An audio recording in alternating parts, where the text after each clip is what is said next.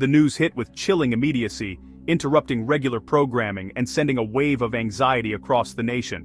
An explosion had rocked the railway just outside St. Petersburg, Putin's own hometown, a place long considered untouchable. This was no random act. It was a calculated message delivered with precision and intent.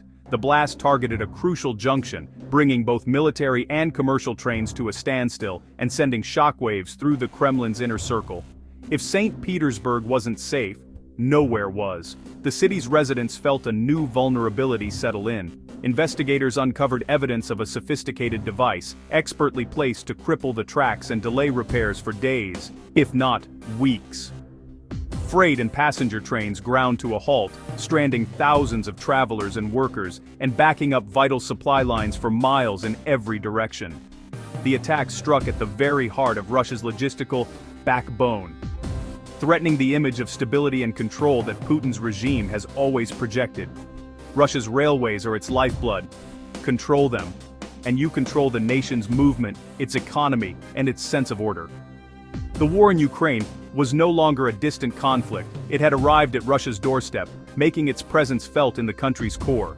The sense of untouchability in Moscow and St. Petersburg began to crumble, replaced by a growing sense of unease. Official statements downplayed the incident, but social media told a different story, one of chaos and fear. Images of twisted metal, cratered tracks, and silent trains spread rapidly, fueling public anxiety. For ordinary Russians, the message was clear. The war was now on their soil, no longer just a distant headline. The fortress was being breached from within, exposing cracks in the nation's defenses.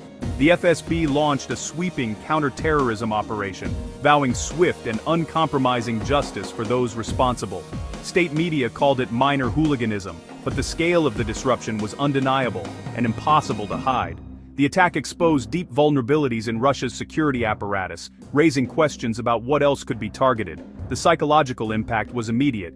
Fear and uncertainty spread through the population, as people wondered what might come next. The Kremlin's grip on stability was slipping, and the leadership knew it. The war was no longer over there. It was now a part of daily life for millions. It was here, disrupting daily routines and forcing people to confront a new reality. The illusion of safety had shattered, replaced by a sense of vulnerability that was impossible to ignore. Russia's heartland was now a battlefield, and the consequences of this attack would echo far beyond the city limits. To truly grasp the impact of the St. Petersburg attack, you must first understand the immense importance of Russia's railways. Spanning over 85,000 kilometers, these railways form the skeleton of the Russian state, absolutely vital for both the economy and the military. The legendary Trans-Siberian Railway, along with countless feeder lines, connects remote towns and major cities, moving oil, coal, metals, and military hardware across vast distances. The ongoing war in Ukraine has only exposed and intensified this dependency. Tanks, shells, fuel, and vital supplies all move by train to the front lines, making the railways a lifeline for military operations. This is Russia's strength, and at the same time, its Achilles' heel. A single broken link in this vast network can paralyze entire regions, halting movement and supply.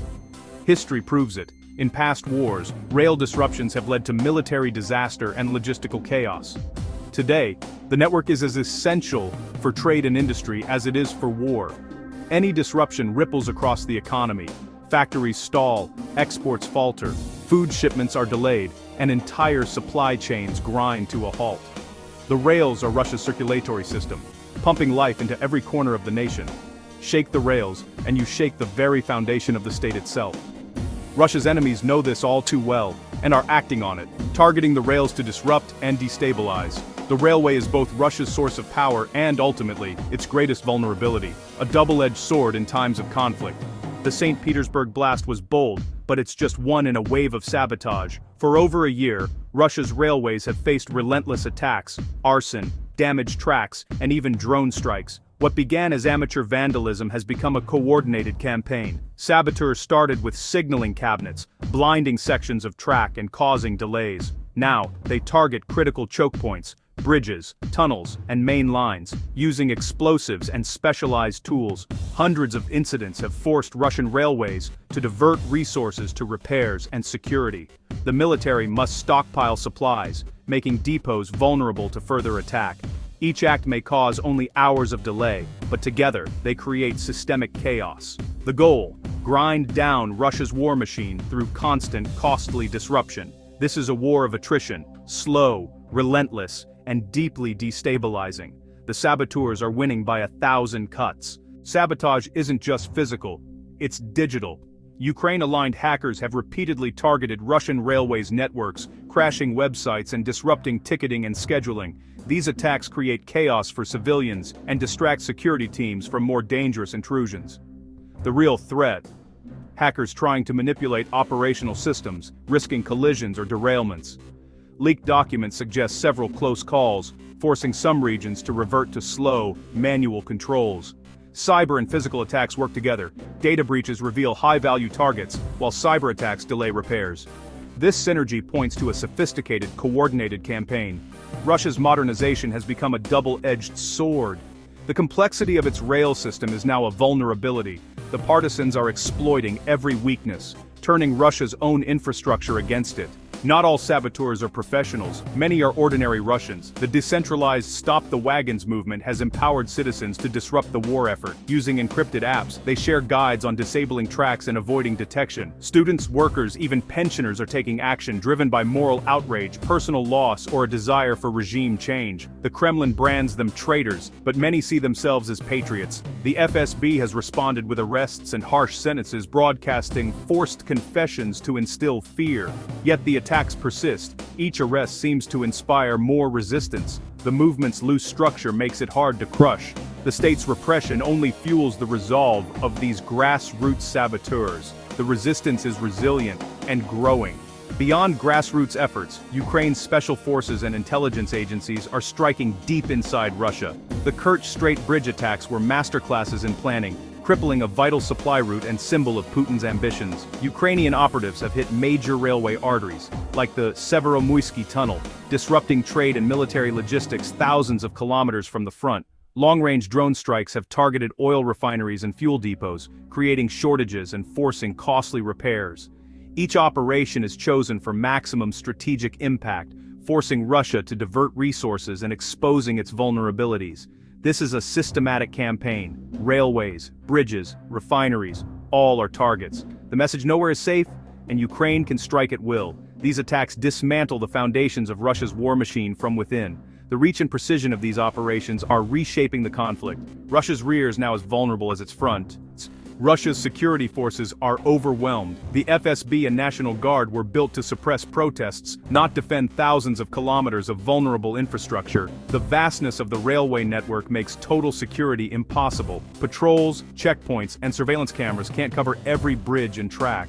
Saboteurs strike in remote areas, then vanish. The state's response: mass arrests, expanded definitions of terrorism, and harsh sentences. But repression breeds resentment and does little to stop determined cells.